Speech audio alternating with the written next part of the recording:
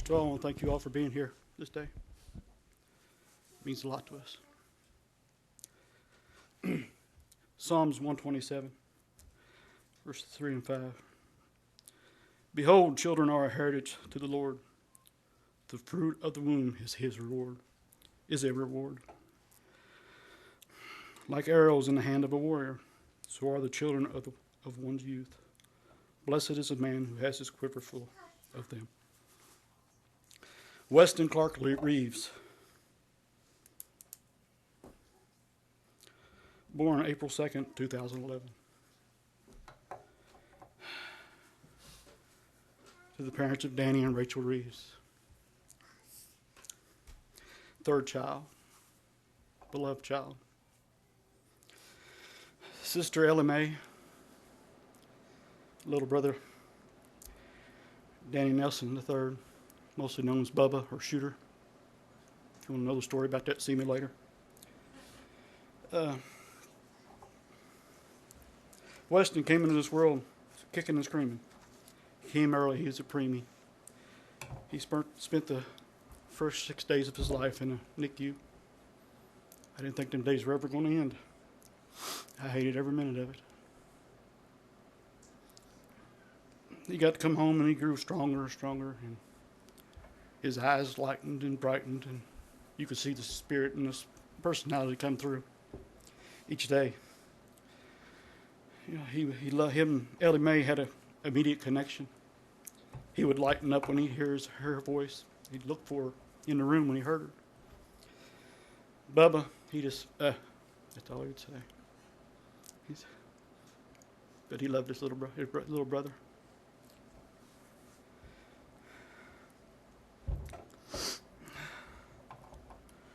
Me and Rachel was real tight with the children when they were first born. You know, she kept a real tight rein, but by the time Weston was here, she let us babysit him a lot. Especially me. I got to babysit him while they went shopping. And he stayed with me with Ellie and Bubba. And, we had good times. He was just getting to where he would look at you and smile and coo and ah and make little baby noises. It was very precious. I got to take some video just the other day of him talking to me.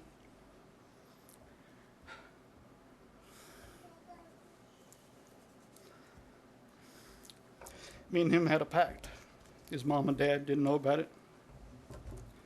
I told him one time when I was babysitting him, I said, "You're going to be my little buddy.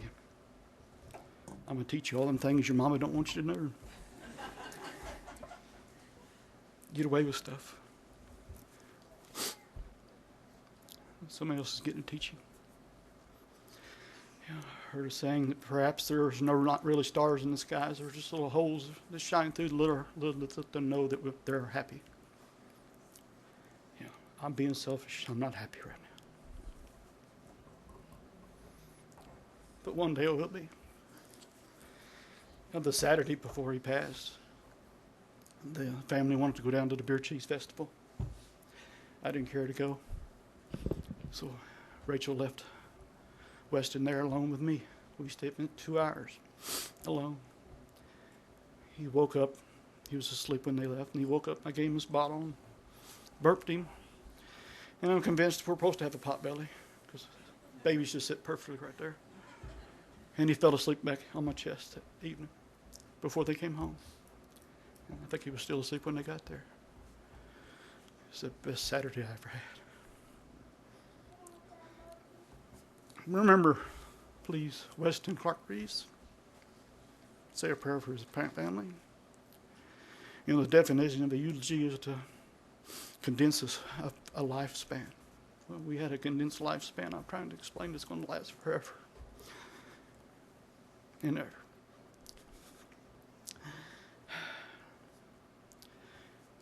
At this time, Rachel has chosen a song to play for this moment. Now.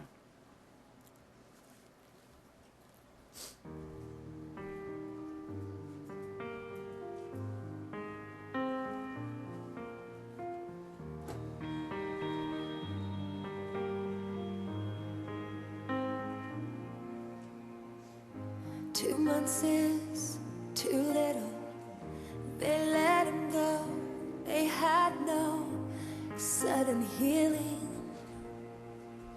To think that Providence would take a child from his mother while she prays is appalling. Who told us we'd be rescued? What has changed and why should we be saved from nightmares? We're asking why this happens to us who have died to live. It's unfair.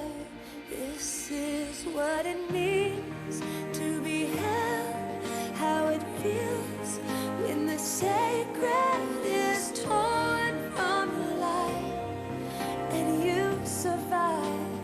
This is what it is to be loved and to know that the promise was when everything fell, we'd be held.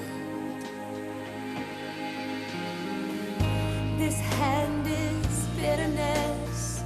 We want to taste it, let the hatred numb our sorrow.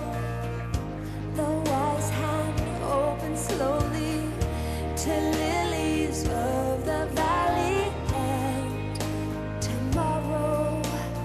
This is what it means to be held, how it feels when the sacred is torn from your life and you survive.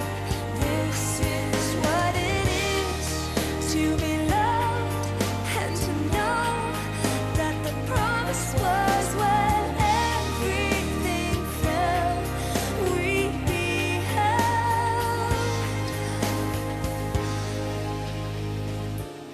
If hope is born of suffering,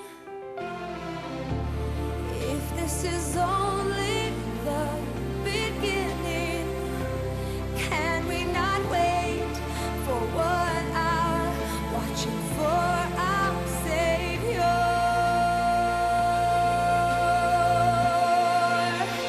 This is what it means to be held, how it feels when the sacred is torn from your life and you survive.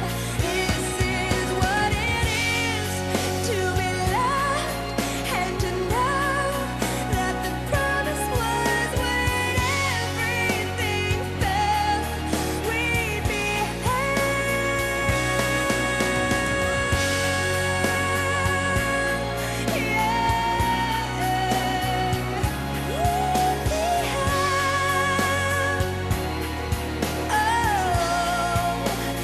This is what it is to be loved and to know that the promise was when everything fell, we'd be held.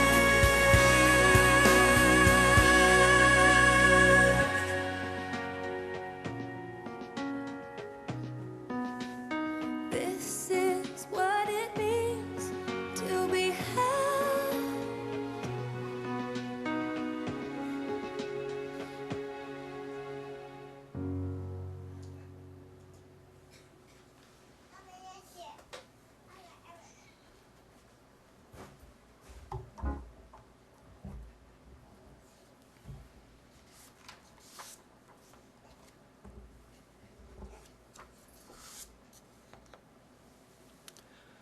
What is the pain that we're all feeling now? In a lot of aspects, it's just expectation lost. And we are sitting here suffering from what we expected to happen, from what we saw as a great potential. But it is the duty of friends and family to take that expectation and turn it into hope. And so as we comfort the family here today, the Reeveses, we got to remember this doesn't end today. The pain and the expectation the pain of the loss of expectation continues on. And we have to be there beside them to give them strength. What is death? What is the definition of death? And we think of it as the cessation of life. But in reality, it may only be the beginning of life. It is a transformation from the imperfect into the perfect. It's very hard for us that are here to experience that because we have the pain of the separation. We have the pain of the loss. We have the turmoil of the soul.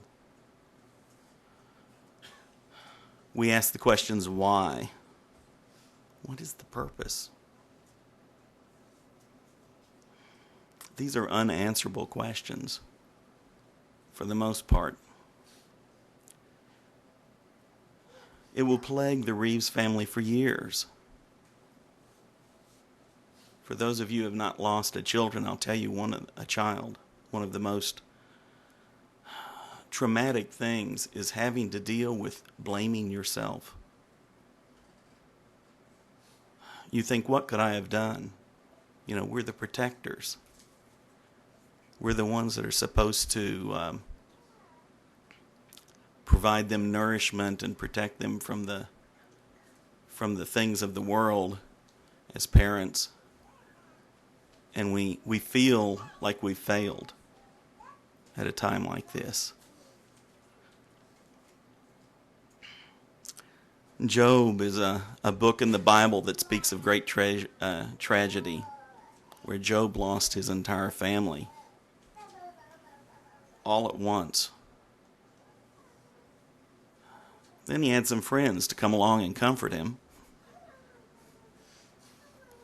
which weren't much comfort.